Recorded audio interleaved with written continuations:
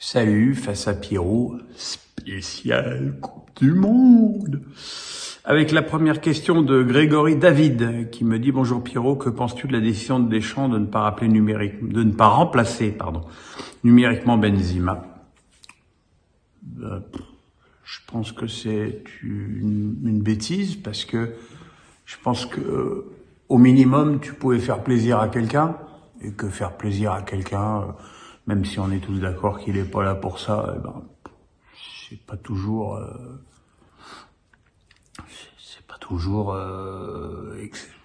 terrible, quoi.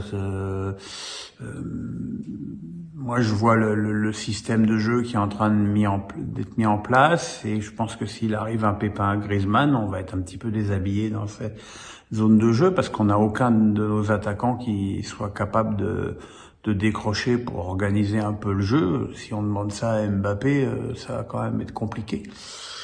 Donc voilà, moi j'aurais appelé quelqu'un de plus, et pour répondre à la question suivante, qui est de Ludovic da Silva: qui aurais-tu rappelé, ton avis sur la non-sélection de Klose? J'aurais rappelé Fekir, parce que justement Fekir est un milieu offensif qui est en plus habitué à la sélection, et qui aurait pu pallier à l'absence, voire à soulager Griezmann en cours de match. Mais bon, qu'est-ce que vous voulez que je vous dise? Quant à la non-sélection de Klose, c'est vrai que ses dernières prestations plaidaient pas pour lui, mais enfin dans ce cas-là, l'argument est aussi valable pour Camavinga, par exemple, ou pour d'autres, ou des joueurs qui n'ont pas joué parce qu'ils étaient blessés. Mais bon, c'est sûr qu'à partir du moment où Deschamps prend la décision d'abandonner la défense à 3 et qu'il n'y a plus de piston droit, la présence de Klose ne se justifie pas plus que ça. Rémi Desforges, je me demande: bonjour Pierrot, à quand un vrai concurrent pour Infantino à la tête de la FIFA? Prends soin de toi et bonne Coupe du Monde. Quand quelqu'un voudra, ce qui n'a pas l'air d'être le cas, puisque j'ai cru comprendre qu'il était seul à sa propre réélection. Ça veut dire que le poste n'a pas l'air de séduire tant que ça, ou qu'il n'y a pas de candidat Voilà, je pense que c'est aussi un énorme nid en merde. Donc voilà, quoi. Donc c'est pas forcément, c'est un poste qui est à la fois très envié et qui est très compliqué, parce que la suspicion est quasi permanente autour de tout ce qui se passe. Et je pense que quand tu es quelqu'un d'honnête, c'est quelque chose qui est difficile à vivre. Question de Jean-Pierre Dumont. Bonjour Pierrot, que penses-tu du revirement de Deschamps à sélectionner les joueurs blessés et qui ne sont pas titulaires dans leur club? Pas titulaires dans leur club, ça a été longtemps le cas avec Giroud, hein. Donc ça, je pense que Deschamps fait le distinguo entre la sélection et ce qui se passe dans les clubs, et que jusqu'à présent, ça lui a quand même pas trop mal réussi. Voilà, donc quant aux joueurs blessés, les joueurs blessés, c'est quand déjà t'es privé de Kanté et Pogba, qui sont deux éléments moteurs de cette équipe. C'est sûr que si t'as Benzema et comment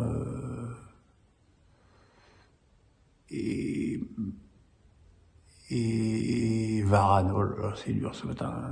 Benzema et Varane qui sont incertains, tu prends le risque. Le risque, il a marché avec Varane, a priori, il a pas marché avec Benzema. Après, évidemment, il y a les coups durs, Kimpembe, Nkunku, voilà.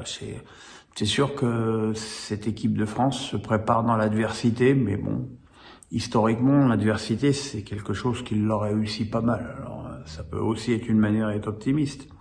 Justement, à propos d'optimisme, Paulet Rudy me dit: es-tu confiant pour le premier tour? Oui. Oui, parce que mis à part le Danemark, qui est un petit peu notre bête noire, je dirais, il faut pas déconner. La Tunisie et l'Australie, c'est quand même largement à portée de l'équipe de France. Donc voilà, quoi. Il faut, à un moment donné, c'est bien le pessimisme, mais un peu de réalisme dans tous les sens, c'est bien aussi. et qu'il faut pas, faut pas se faire une montagne ni de l'Australie ni de la Tunisie, qui sont quand même des équipes qui sont sur le papier très nettement inférieures à l'équipe de France. Maintenant, voilà, il faut aussi que l'équipe de France retrouve un niveau que c'est vrai qu'elle a pas beaucoup eu ces derniers temps, et voilà quoi. Et je pense qu'en ce sens, le match d'ouverture de demain pour les Bleus nous donnera beaucoup d'indications. Ben Le Sport me dit, pouvons-nous être plus indulgents avec les Bleus du fait de tous les absents qu'on a? Même si on le sera pas, moi je pense que effectivement oui, parce que être privé de 3 titulaires absolument indiscutables que sont Pogba, Kanté et Benzema, c'est un lourd handicap quand même. Et ce sont en plus des joueurs qui, notamment Pogba, qui avaient une influence forte sur le groupe. Donc c'est sûr que bah oui, ce sont des coups durs. Je pense que l'équipe de France paye cette Coupe du Monde plus cher que les autres sélections, et que oui, il faudra être indulgent si ça se passe pas très bien, et admiratif si ça se passe bien. Tomil me dit, salut Pierrot, que penses-tu des déclarations du président de la FIFA qui se dit sentir arabe, gay, etc. pour montrer sa fierté du mondial au Qatar? Honnêtement, j'ai trouvé ça ridicule. Une manière puérile de se défendre et de vouloir défendre le pays organisateur. Je veux dire, on sait tous ce qui s'est passé. Je veux dire, il y a eu une volonté politique très forte pendant des années que cette Coupe du Monde se dispute dans ce pays. Aujourd'hui, le tournoi est commencé. Il faut faire avec. On a vu hier qu'il y avait quand même déjà quelques petits couacs, que les mecs se pelaient dans le stade avec la clim, que les supporters qataris qui n'ont aucune culture foot se sont barrés à la mi-temps quand ils ont vu leur équipe mener 2-0. Voilà. Maintenant, pour l'instant, il n'y a pas d'incident en ville. Ça commence bien, et surtout, ça a fait 5,3 millions d'audimat. Et ça, les grands ayatollahs c'est rigolo de dire ayatollah quand tu parles du Qatar, les ayatollahs du boycott, ils se prennent une sacrée baffe, et c'est normal. Les gens, ils aiment le foot. Je veux dire, qu'il y ait eu 6 000 morts sur les chantiers, c'est un fait, c'est un scandale. Mais voilà, la compète, elle a lieu. Les footballeurs qui sont sur le terrain, ils n'y sont pour rien. Ils font leur métier, ils disputent la plus belle compétition pour eux, et faire un peu preuve d'intelligence et de faire un peu la part des choses. Et enfin, Clem PHN me dit, pourquoi ne boycottes-tu pas cette Coupe du Monde? C'est une partie de ton métier, ok. Donc déjà, tu as la réponse à ta question, mon gars. Nous devrions tellement avoir honte de voir ces matchs se dérouler sur ces cimetières d'ouvriers dans un pays où corruption et valeurs du Moyen-Âge sont de mise. Ouais, ok. Et une fois qu'on a dit ça, qu'est-ce qu'on fait? Qui a attribué, et quand cette Coupe du Monde a-t-elle attribué au Qatar? Il y a 12 ans. Il y a 12 ans, le Qatar, c'était pas un paradis de la démocratie non plus. Je pense que c'était même bien pire que ça ne l'est aujourd'hui. Moi, encore une fois, j'ai été passer 3 jours au Qatar il y a 2 ans. Et même si, encore une fois, je le dis, ces 3 jours étaient dans des conditions de grand luxe. J'ai rien vu de choquant. J'ai vu des femmes en short faire du jogging. J'ai vu des femmes boire de l'alcool dans les restaurants. Donc,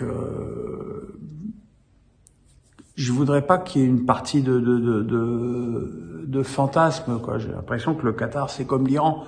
Il faut pas déconner non plus, quoi. Les femmes pas voilées se font pas buter dans la rue. Donc, et pourquoi je la boycotte pas? Pas parce que je suis journaliste de foot et qui je suis pour et priver les gens qui apprécient mes commentaires de match, parce que ce sont, pardonnez-moi, ce sont des matchs de foot. Donc voilà.